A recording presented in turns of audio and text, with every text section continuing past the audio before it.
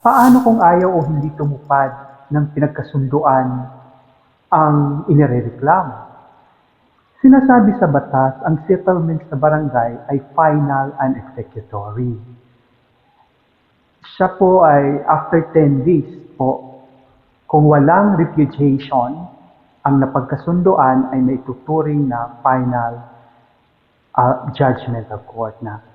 So kung walang pagtutol, walang nag-repudiate at ito'y vitiated na, within 10 days, dapat na-execute na yung final decision kung walang repudiation.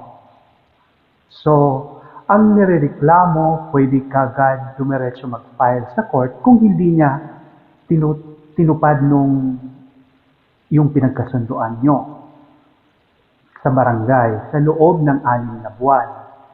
Ang court ay magbibigay para i-execute ang judgment at pag lumipas na ang 6 months, kailangan mag-file ka uli ng panibagong separate action.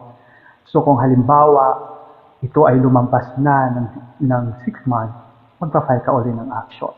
Kaya dapat iyon ay ma-implement o ma-execute within 6 month period. Or else magpa-file ka uli ng panibago.